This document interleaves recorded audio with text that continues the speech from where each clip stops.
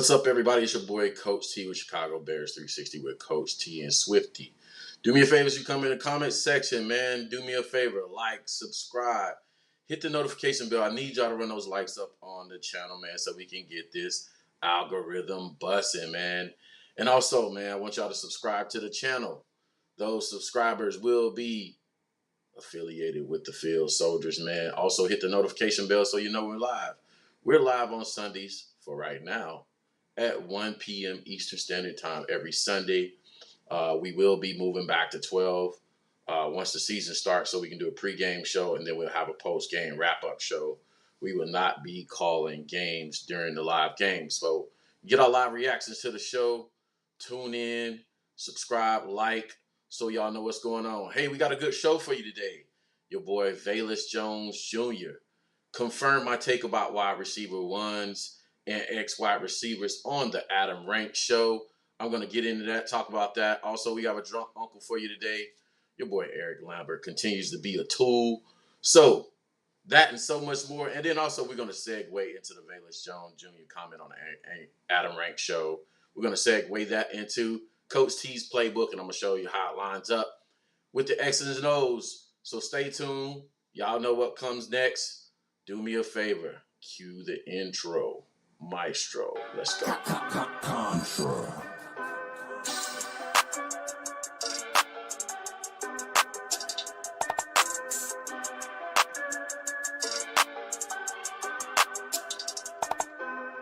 Life like chess, move to pieces, you know I roll in silence. On the road to them Benjis, I fill my teeth with diamonds. I'm high as fuck in the sky, you would've thought I'm pilot. I'm from Chicago, it get ugly, fill the streets with violence. Life like chess, move to pieces, you know I roll in silence.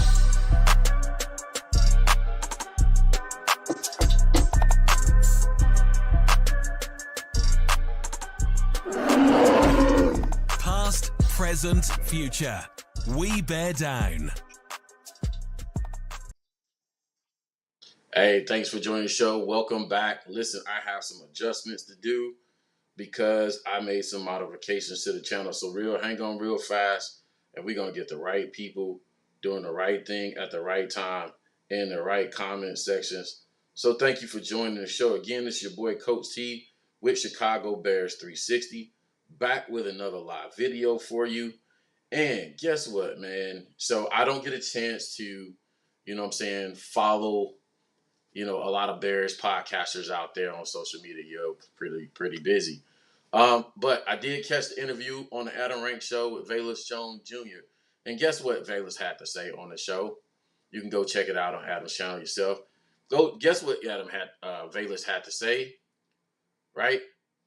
Velus revealed that the Chicago Bears are planning to move him around. They've been moving him around to all three positions. They've put the workload on him. They want him to learn all three wide receiver positions. Why is that significant? Why is that important? So if you go back and you remember, prior to the pre-draft breakdowns, especially when we got to the wide receiver position, Swifty and I were on the channel, and I basically differentiated between a wide receiver one and an X, right? I broke down to you guys, and I explained to you guys why I didn't believe those two terminologies or use of those terms were synonymous, right? Wide receiver one and X, right? Wide receiver one to me, as I explained in the pre-draft show, was somebody that they could put at the X, slot, and Z receiver positions, right? And take advantage of them and create mismatches all over the field, right? So they could use Velus Jones Jr. or at the time we didn't have Velus, but they would use that wide receiver one in a kind of a three-card Monty style strategy where they took this weapon, right, this person that could play all over the field, and they hid him at all of the positions, the X, the Z, and the slot position. So Velus reveals on the Adam Rank Show that Luke Getsy has been using them in that way, and that he's requiring him to learn all three wide receiver positions. So he has to be head down in his playbook and understand all the concepts that he's trying to install, right? So that's an important piece, and we're going to jump into that a little bit and explain why that's important in our Coach T's playbook just here in a second. But before we jump too far into that, do me a favor. Let's do this real quick. Let's give a shout out to all of our field soldiers. That's right, the field soldiers. And whoever's in my comments talking about it's fields, apostrophe soldiers, get a life. I have better important things to do. I'll fix that when I have time. But yes, I understand there's an apostrophe in fields, soldiers, and you just need to find some business. But yeah, no, I'm just messing with you. Yeah, that was an oversight on my part. But shout out to the field soldiers. That's everybody that has liked, subscribed, mainly subscribed to the channel. And I have something special for my field soldiers today, right? So this is what I'm going to do for all my field soldiers out there. This is for you and for you only. So I want you to take full advantage of this. So let me see if I can do this and put it in the chat for all my field soldiers. If you would like to be on the show, do me a favor. Text your email address to this number right here that I'm putting in the chat. Text your email address to 708-813-1941 for the opportunity to be on the show. All right. And y'all can repeat that in the chat for me. Put that in the chat for me. Repeat that number and text your email address, right? Email. 708 831-1941. Text me your email address for the opportunity to appear on the show. Make sure you have a good working camera and you have you're in a place where you can correspond, where you can give us feedback without a bunch of noise in the background, kids, babies, and all that other stuff. But text your email address to that number for the opportunity to be on the show. We can see if we can slide somebody in there today. If not, we'll definitely pick somebody and have you on the show soon. Again. That's for my field soldiers. So yeah, you know what I'm saying? You know, every good offense has a wide receiver one. Yes. However, you know what I'm saying? You know, a wide receiver one truly by definition, at least by Coach T's definition, is somebody that we can move around to all three positions. So I'm going to attempt to draft something up real fast and show y'all how we can take advantage of having a wide receiver one and moving them around to all these three different positions, right? So y'all forgive me while I'm getting this set up a little bit. But yeah, so what we're going to do here is draft up, bring up our handy dandy Coach T's playbook real fast. Hang on one second. That's right. We got Coach T's playbook. We're doing it live. All right, let's go. So what we're going to do is bring in our playbook, and we're going to talk about this. We're going to draft this up live on the show. And I'll show you the various positions and how you take advantage of somebody like Velus in a wide receiver one position. Shout out to Field Soldier. Shout out to Swifty being in the chat. Hopefully you can join us soon. I sent you over the link, buddy. So whenever you're ready, man, it's on you. All right. So y'all can see we're going to look at this bottom formation down here since it's already drafted up. We're going to look at this area right here. We're going to play with this right here. So, you know what I'm saying? And we discussed this a little bit on the live show where Jesse Tamayo joined us from Chicago Bears 24/7. I think, you know what I'm saying, starting out, and my take last week, starting out, do we have wide receivers that's going to scare defensive coordinators across the league? Absolutely not, because they don't know who these guys are. Most of the guys are going to come in, and they're going to be focused on Darnell Mooney, suspecting that with Allen Robinson gone, that Darnell will be the wide receiver one. But I think we can use that, and that will work to our advantage because they don't know these players. They don't know the personnel.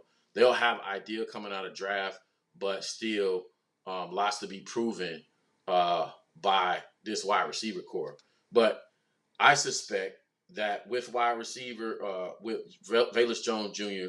and what we know about him, per his own words, right, they're going to move him around to all three different positions. So I want to focus on the wide receivers out of this ace left, ace right gun formation right here. We have the wide receiver, the X. the slot and the Z. We have the tight end off in this situation because we have to have 4 guys in the backfield, and that's fine. So we can still run split zone out of here. We can run zone out of here. We can run power out of here if we're running the ball. But I want to focus on these wide receivers, right? Now, so let's assume Velus Jones Jr. Starts off in the slot, right? Let's assume he starts off at the slot. Let's just think about all the different. Shout out to Matt Halper for the super chat for the gift, the sticker. I'm just still getting used to all that stuff, Matt. So shout out to you for that, man. I want to give you a props real fast before I get too far into this thing because that stuff was just now made available 2 shows ago. So shout out to you. So say we start out with Velus Jones Jr. in the slot right here. Who do you primarily match him up against in that situation? So situations where we go to 3 wide sets, like an ace gun formation, right? This backer, you force defenses to adjust their personnel. So this backer won't be a linebacker. They're going to they're probably going to go nickel package, right? They're going to bring in a cornerback and go nickel package. But then now you have Velus Jones Jr. matched up against the 3rd cornerback, the first guy off the bench, the 3rd cornerback. He's not necessarily going against a starter, right? A starter per se. He's the starting nickelback, but he's not a guy that's used to getting a bunch of reps. And mind you got to think about it, right? How many teams other than us necessarily put emphasis on the nickel starter, the starting nickel cornerback, right? So we get Velus matched up against a nickel corner. You know what I'm saying? That guy has to be able to run, right? He better be able to run because now you got a nickel versus starting caliber speed. And that's the first place I would look at, potentially, taking advantage of the defense and a mismatch there. Not to mention the guy is 6'1", 6'2", 200 plus pounds, runs a 4.3 something 40. He's built like a running back. So then that's when you add in all the wrinkles, right? So remember I talked about how in a Kyle Shanahan offense, he just doesn't line up and runs plays, right? I gave examples of how he uses eye candies, right? So if you look over here at the top of the screen, example of how he uses his eye candies, he has his wrinkles. He'll have an orbit, a flee motion, fly motion. Flee is short motion, right? So you come in short motion and then take off up the field, or you come in short motion, get a crack back block or something like that. Fleas are also fly motions. Fly motions is when the wide receiver goes in motion all the way across the formation, right? All the way across the formation. That's when you get your jet sweeps, right? Or your reverses, different things like that. So, and then you got your reverses, right? So you can go fly into a reverse. You can hand it like a double reverse, or you can go jet sweep, or you can go a straight up reverse, right? So that's important because say we're in this same formation, this ace gun formation right here. We send Velus into a jet. We send him in a jet motion. We can go jet motion, jet sweeps with this guy. Like, it's so many different things you can do with him. And now, as a defensive coordinator, I have to keep my eyes on Velus Jones Jr. I have to monitor him. I have to understand where he is all on the field. Somebody mentioned a couple weeks ago, they thought he'd be using like a gadget guy like Tariq Cohen. I don't think that's true. I think he'll have some quote unquote gadget plays per se, but I don't think it's going to be like Tariq Cohen because I don't think Tariq Cohen has the same versatility of a Velus Jones Jr. Meaning Tariq can do a lot of stuff behind the line of scrimmage, but when it came to getting out versus nickel corners and safeties, I don't think that same love was there. So that same capability is there. So like I said, I'm going to be doing a lot, but do me a favor. I'll be checking the voice chat, but do me a favor, and I'm going to try and copy and paste this so I don't forget it. But do me a favor, for an opportunity to be on the show. For all my field soldiers, y'all subscribe to the channel. Do me a favor. It's in the chat somewhere. I'll put it back in here. send me your email to the number here, 708-813-1941. I'm going to try and type it back here in the chat right here. So for those of you that are field soldiers, opportunity to be on the show. Here it is, 708-813-1941. All right, there's that. What up, everybody? I see you. I see you in the chat. So back to Velus Jones Jr. Taking advantage of him in the slot, he can do so many things. Match him up against the nickel, right? Now, let's go back and let's reverse engineer this thing. Let's move him over. Say he moved him to the X position. What does that do for you? Yeah, at the X position, he may be locked up versus a team's number one corner, right? But they still have to defend him, right? They still have to defend his speed. They still have to account for his speed. So at a minimum, they have to make a decision about how they're going to utilize their safeties, right? They're going to have to make a decision about how they utilize their safety.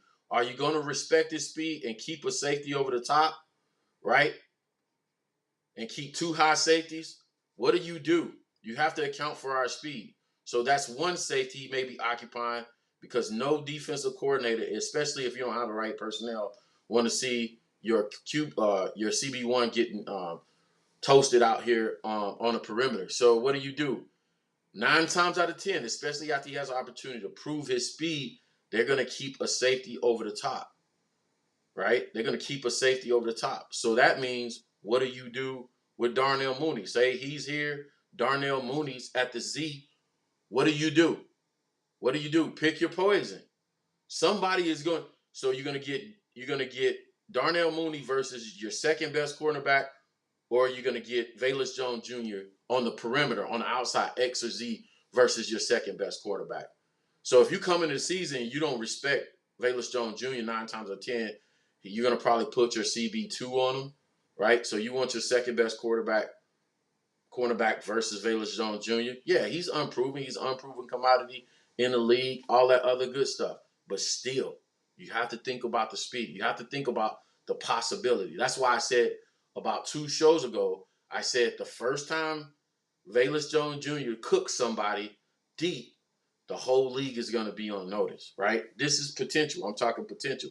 So whether he goes to the X or Z position, they're going to have to decide what to do with these safeties. Now, they're going to have to doubly decide what to do with those safeties because guess what? We have 2 speedsters now. We have Velus Jones and we have Darnell Mooney.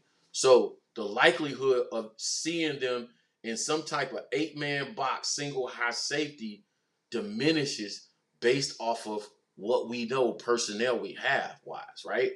Personnel wise. So we have 2 speedsters that we can play on the perimeter. If we have them on the perimeter, 9 times out of 10, we're going to see a 2 high safety look. Velus over here, Darnell over here, or Darnell over here, and Velus over there. 9 times out of 10, they're going to give us a 2 high safety look. If they give us a single high safety look with just as accuracy on this deep ball, and they decide to play an 8-man box, that's football suicide. That's football suicide, in my opinion. But I digress. You know what I'm saying? I don't know what I'm talking about. Anyway, so here's the other thing. What does this do for your team? Right? So say we have them, we force them into 2 high safeties, right? Then what happens to the box? What happens to the box in most cases? Now I got a multiple formation set. I spread you out because I bring in an extra wide receiver and I got a guy in the slot. Look at this box now. Look at this box now. What becomes of this box? Now I have 6 blockers versus 6 guys. That means if I can get a hat on a hat, then you know what I'm saying? Your boy's gonna eat. Your boy Demo, Khalil Herbert, or I believe it's Christian Ebner. They're gonna eat, right? They're gonna eat. Swifty make a good point. I see you in the comments, Swift. Swifty makes a good point.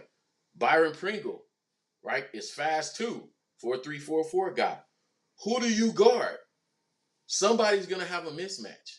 Not to mention we have other fast guys coming off the bench, right?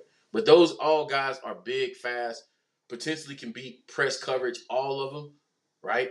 Maybe a little bit of question about Darnell's ability to beat press coverage, but I've seen Darnell in recent pictures. Your boy look like he's putting on size and weight. I'm just saying. So this becomes a problem.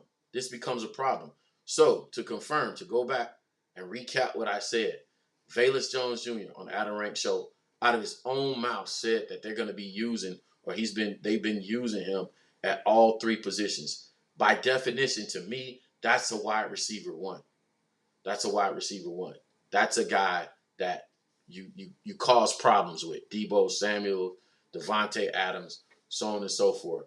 So let me know what y'all think in the comments, in the chat, in the section about the possibility of using that guy, using Velus Jones Jr. As a wide receiver one. Also, again, shout out to Matt Helper for the super chat, the super sticker. I don't even know what to call this thing, man. I'm so new to this. So shout out to you, man. Every little bit helps. All this stuff goes back into the channel, man. Every contribution, all this stuff is going to go back into the channel, man, and back to the fans, back to the subscribers, field soldiers, and making this better, getting us better technology, whatever the case may be. So shout out to you guys, man. And it's always about the X's and O's on the Chicago Bears 360. Also, man, I want to recap something. I showed Swifty this earlier on Bears Twitter. The Bears Network, let me see who it was that said that. Give me a quick second, because I want to give them their props and their credit. They showed real fast. Bleacher Nations Bears, always out here looking to support all the Bears channels as much as possible. Bleacher Nation Bears showed an example of Luke Getsy's run scheme, and they drew up a power. It was a 35 power, it was a split zone power concept, what they ran with the A.J. Dillon, right? So it was the same concept that I showed you guys in this play right here.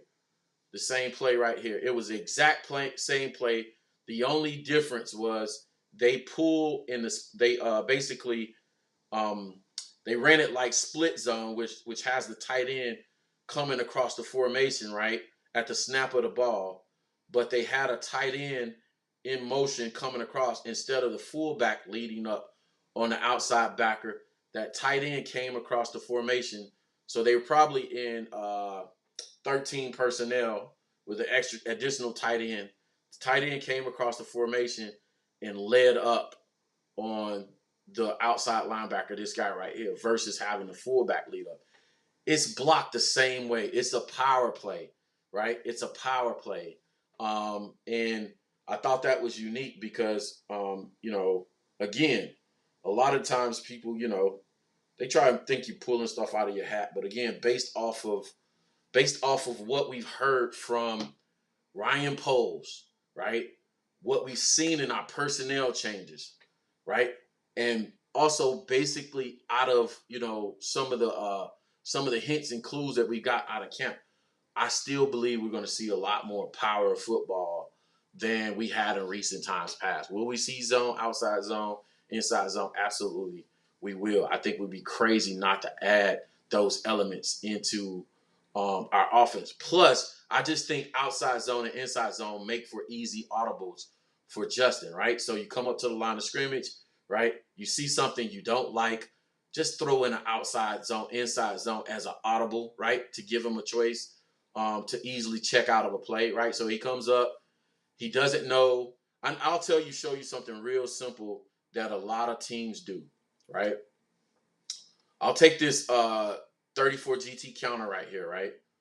But matter of fact, let me go to a pass play. I'll tell you something easy thing that teams do. Let me go to the play action. Where is it? All right, let's go to the play action pass right here. We got the Yankee concept right here. Say you have this play call, right? You have this play action play call, right?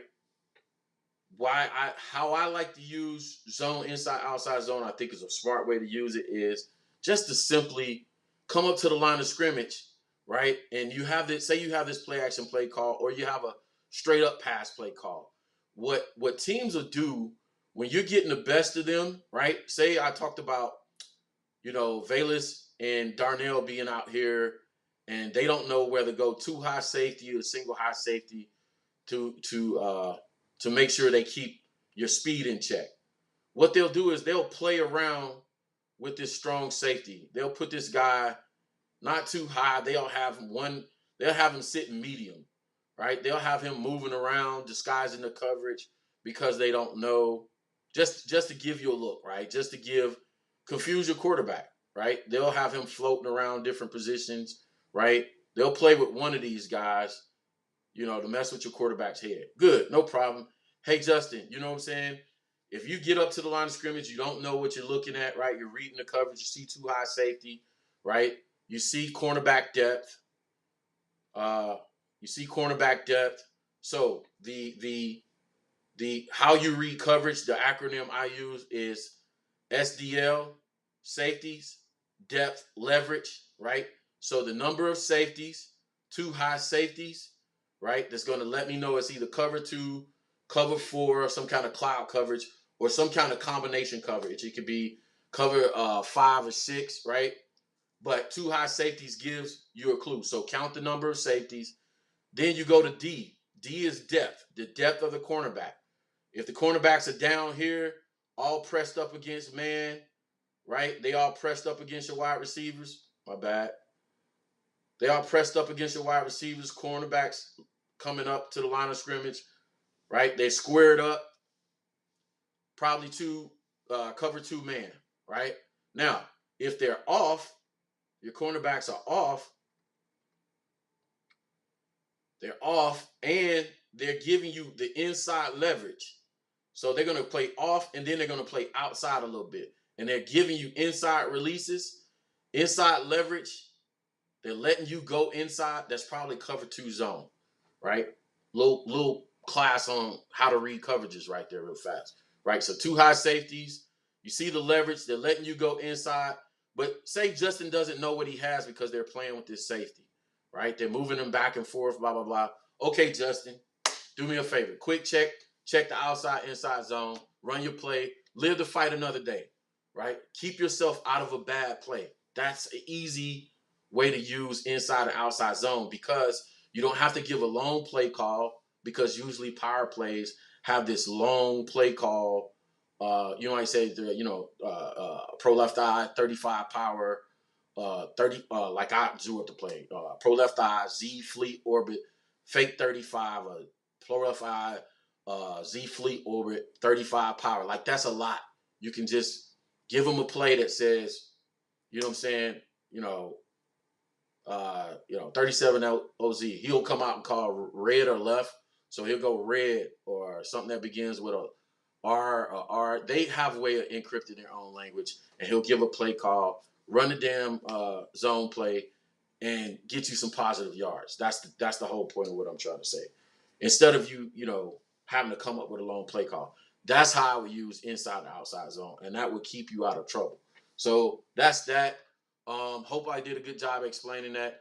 Let's jump to real fast to our DM section, and we're gonna make some time. We're gonna check out some comments real fast.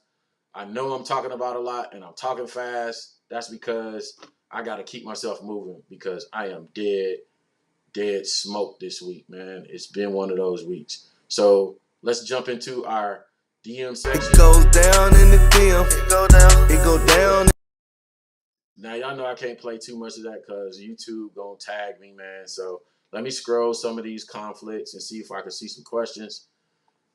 Scroll some of these comments, see if I can see some questions real fast. My boy Michael Everhart, I'll start with you. He said, what about Velus in the slot and Mooney on the outside, the opposite side of the field? Wouldn't that put a single safety in conflict? He said, I think, so to answer your question, Mike, I think having either one on the outside would put a single high safety in conflict, but there's also ways that you can take advantage of having either of those guys in the slot as well and put a single high safety in conflict, right? So usually if you run anybody directly at the safety himself, that'll put him in conflict because you're going to occupy him, right? So let's go back to our board as I answer this question. And I think if I can, draft it up or give you a visual, it'll make it make more sense to you. So let's draft it back up. Let me take this off the screen so we can see some things, right? So let's clear this up too. All right. So let's put this single high safety in conflict. So say they move the strong safety down in a box to help out with the run. This single high safety is in the middle of the field, right? He's going to be in the middle field. So there's a number of ways you put him in conflict. Again, he's automatically going to be in conflict because now he has the middle third and deep outer thirds as the safety. He's the last line of defense. He has to cover from sideline to sideline, 53 and 1/3 yards, right? He has the whole field. He's already in conflict. But you create additional conflict again if in Mike's case he said what? He said Mooney on the outside, Velus in the slot. Okay. So you create additional conflict. Say Velus is in the slot here. Let me go to a three wide receiver set. Safety in the box, free safety back, right? You create any kind of conflict when you send a guy directly at that safety, right? You send a guy anywhere in his zone, it causes a problem. I think the Yankee concept is a good example of that because what happens with a Yankee concept is you have a runoff and then you have an underneath cross. But if you run any player at that safety, you have to think about the safety's rules. The safety rules is always deep as your deepest receiver. So if I got a speedster that can get off the line of scrimmage and just get deep and take this guy out, I can run all kinds of underneath stuff. You can have your deep hitches, right? You can have your crossing routes. You can have your digs. You can have whatever you want because I have speed in the slot now. And as long as I run one of these guys at this guy, not only am I going to take that safety out of his zones, but I'm also going to occupy either a linebacker or corner or a nickel corner or another safety, right? I'm going to occupy because they're going to have to respect. They're going to have to go with him. So if Velus gets this deep, right? If he gets this deep, you go with a short flea motion. Let's draft something up right here. Let's go with a short flea motion. We're going to give him a short motion. Boom. All right. And then we're going to get him up and out the field. We're going to get him up. Shoot. We're going to go with short motion. Now we're going to get him busy. Boom. And we're going to run a post right at that safety. We're going to try and get behind him on the post. What does that safety have to do right there? He has to be deep as the deepest receiver. So he's going to move by default. And now the defense is attempting to load the box with 8 men. They're trying to load up against your run because you've been gashing them. But just because I have this guy and I run him towards the safety, I move this safety out. But also, if this free safety is going there, he's on this side, somebody's going to go with him, either the free safety or the cornerback. Whether they're playing zone or man, somebody has to go with him. Even if they're playing zone, they're going to at least loosen up underneath and they're going to back up. So they'll give space for you to work underneath, right? That gives, and this is what I was telling y'all last year about being so hard on Cole Kmet, because now that we have this speed and we can move people around strategically, now Cole has space to work underneath, right? They can't load up against everybody. Last year, everybody liked to run single high safety versus us, which had, 8 guys sitting in the middle of the field, right? And where do you get your tight end free with all those additional bodies in the middle of the field? Now they're gonna have to respect that, and they're gonna have to make a decision. I'm not gonna sit here and say everything's gonna work, but we set ourselves up to put teams in a bad position.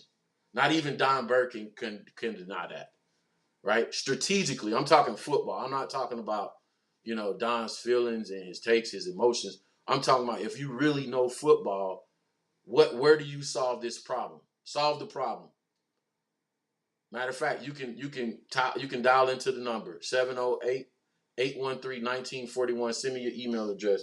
Tell me, how do you solve the problem of having the right personnel, right? And you put them and you use them the right way. Somebody's going to have to be accounted for.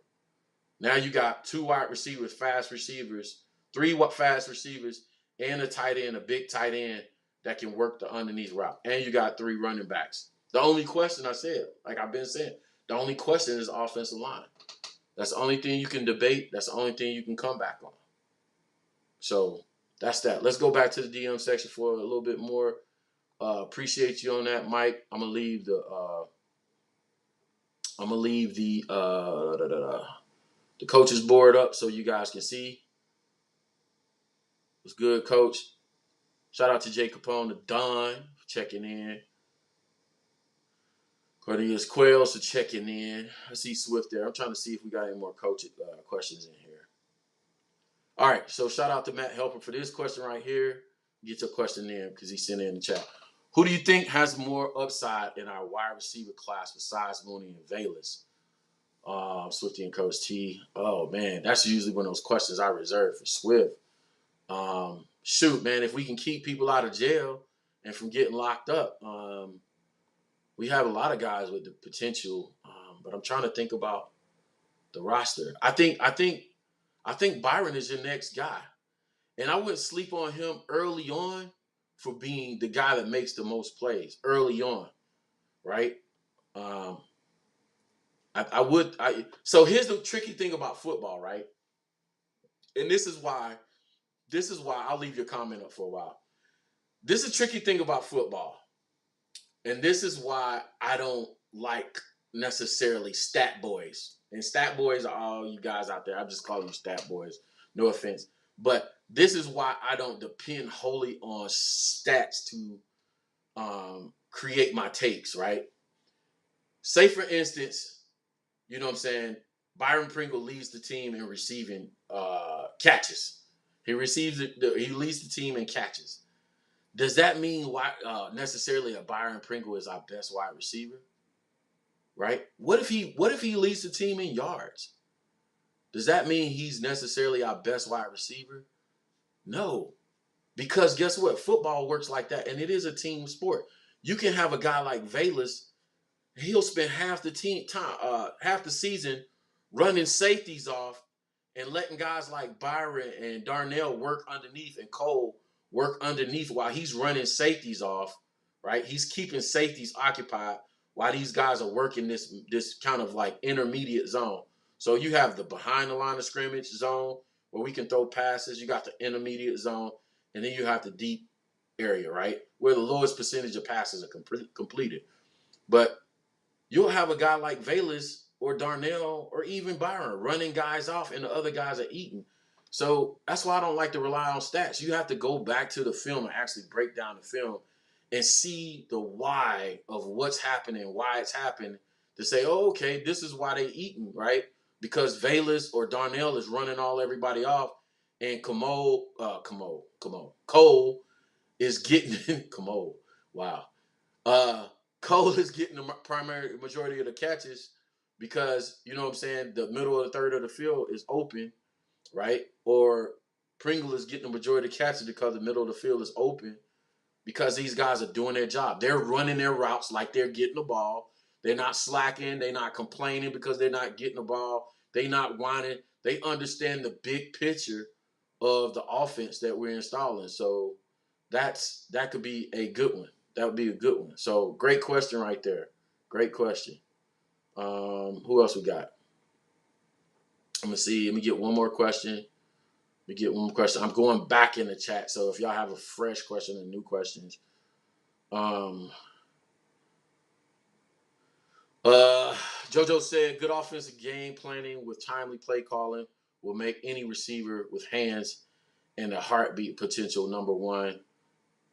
3 number 1, number 2, number 3 wide receiver. Also accurate from the QB. I mostly agree with that. Mostly agree with that. I think personnel. So you're saying JoJo good offensive game planning, with timely play calling. Yes, but I think I would add to the front part of your comment here. I would add personnel, right? Good personnel, offensive game planning. So you have to have the personnel to be able to manipulate defenses the way you want to. And that starts with speed. That starts with speed and size at the X and the Z positions, particularly, right? If we have speed at those positions, you start the foundation of building you a good offensive play book with those guys. So mostly agree with you. Okay, so Don doesn't need to say a thing, Cornelius. So shout out to him. You guys are doing your thing in the comment. I appreciate you. Oh, so let me give a second to see what's up with my boy Swifty, and I'll go ahead and do the drunk uncles, and then we'll see if Swifty can make it on for any follow up. Yeah, Swifty, I like Don. Don is cool. Don keeps it interesting for us. So all we need is a Vikings and a Green Bay fan in the comment, and that would just make all shows so much more interesting, right? Like people would go crazy. Like I know the comment sections be going crazy. So do me a favor, let's go jump into it, man, real fast. Y'all know I gotta do this. I don't want to do it, but it goes down in the film. It go down. I might need to get the Drunk Uncle Award this week because I can't seem to hit the right button. So let's do our Drunk Uncle segment, man, and it's gonna be a real quick one. You know, Adam Lambert, man. I don't know what to say about the guy. He just continues to be like. I think Adam doesn't care. I really think he doesn't care. I think he really just blocks us all out, and he does what he does because it's the only way for him to get clicks. And the sad thing about Adam's, his articles, if you actually click in some of the articles and read them, the articles are decent. I'm not even gonna hold a guy. The articles are decent. If you actually click in there and read his articles, the articles are decent. It's just the clickbait he uses for people to get people's attention to read his articles. It's just out of line. So Adam Lambert gets the Drunk Uncle of the Week award because he posts an article up with the picture with Deshaun Watson. Of course, they're here in Atlanta. They are working out with QB guru Quincy Avery. More than likely, they're at Morehouse College or one of the other schools or one of the many of AstroTurf fields we have here in the state. They're working out, and your boy Deshaun Watson just so happens to be in the group of quarterbacks. Malik Willis, of course, the rookie quarterback. Forget where he went. Don't care. But he's in the group. Anyway, Quincy Avery has a long list and history of quarterbacks he's worked with, especially here in the state. So watch this. Deshaun Watson is from Gainesville, Georgia, about 45 minutes to an hour up the road from here, right? Justin is from Kennesaw, about 45 minutes an hour from where I am currently right here. They're about probably 20 minutes apart, 25 minutes apart from, where they grew up from one another. These are all Georgia quarterbacks, Georgia kids that grew up here in the state, and they're working out with Quincy Avery. But Adam Lambert takes it upon himself to post that, hey, Justin's working out with controversial quarterback. Why? Like, come on, man. Like, why do you need to do that? Eric, I'm sorry. I'm drunk myself. Eric Lambert. Thanks, Swift. Right? Like, come on, man. Like, there's no need for that. There's no need. There's plenty of examples of people out here doing media, right? They're doing media without all the clickbait, bro. You don't have to do it, bro. You don't have to do it. And then we wonder why Bears fans are so negative. why they're so this and why they're so that. This is why I made the Drunk Uncle segment, because I realized at some point that our fan base, we're taking our lead from our media. The Drunk Uncles, all the beat writers in the room, minus Herb Howard. Shout out to Herb Howard. He's our guy. We got to get Herb Howard back on the show. But come on, man. Y'all don't have to be doing that, man. Y'all don't have to be clickbaiting. Get a rookie quarterback a chance before you start dog whistling to all the people, all these different social groups and protest groups, into getting them involved. Football is supposed to be fun. It's supposed to be all that. Yeah, we know we have serious situations that go on. Hopefully we get Swift on to talk about, you know what I'm saying, the recent run-ins with the law. We have serious situations and circumstances that come up with it, but we have to defer and revert back to having it fun, right? Even when we get have serious arguments in the comments, even with our rivals, man, even with people like Don Burr, we gotta chill out. JoJo said Don Burr is the drunk uncle. I haven't heard Don say anything honestly that I would give him a drunk uncle, other than just being drunk every day. I haven't heard any Don takes. Swifty got to get me that one take, by the way, so I can hear Don Burr actually predict that the Lions were going to the Super Bowl that particular year. I still want to hear that. But yeah, this is not the Don Burr show. This is the Eric Lambert Drunk Uncle segment. So there you go, Eric Lambert. Hold that Drunk Uncle award. It's all you, my boy. You're the sole winner alone this week. Also, like I said before, we're going to be doing more guests on the show. I'm going to be having some personal friends of mine on the show, some guys that played college football. They're going to be on defensive football. They're going to be coming on to talk about some of the Bears' defensive strategies and giving us breakdowns on what they think. So actually having one of my very best friends on the show, I think over the next week or so. I'm also going to be having some more Bears DYI media guys on the show. Some of it's going to be debate. Some of it's going to be get contentious. Some of it's going to be all that. So y'all want to tune in for that. Let me get Matt's question before we get out of here, because I don't want to skip over it. It said, Coach, should we use our cap space for O-line? Last question. Appreciate it. I still think we got time, man. I think that's one of the underestimated things. So if you think about a seasoned vet offensive lineman that's got a lot of reps in. When did we bring in Jason Peters last year? Somebody get that for me. I don't know if you have that, Candy, whatever. I thought we brought in Jason Peters pretty late last year. Somebody that had a number of reps, future Hall of Famer, that we know, hey, he's going to be a plug and play guy. He can play the position. Matter of fact, those type of guys, man, you know you're going to sign them. Shoot, I wouldn't put it past them. Hey, man, go ahead and send them the playbook early.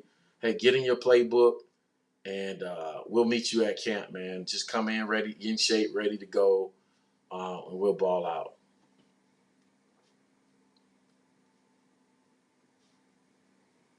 All right, yeah, you're doing too much in the comments, my man. All right, so that's that. Hope I answered your question. Hit me up so where we end this thing. If you can make it. If you can't, I want to get your input. If you can't make it, man, I sent you the link. So if you can't make it in, I'm finna get ready to wrap this thing up. But I did want to hear what Swift had to say about all these personnel issues we're having. Of course, man, listen, guys, this is the one thing I'll say about all the recent run-ins with the law. I'll give you my take of it. Yeah, you know what I'm saying? Ryan Poles did sign these guys, but it's incumbent upon players, right, to be adults, to be grown men in their own right. I don't put that 100% on Ryan Poles.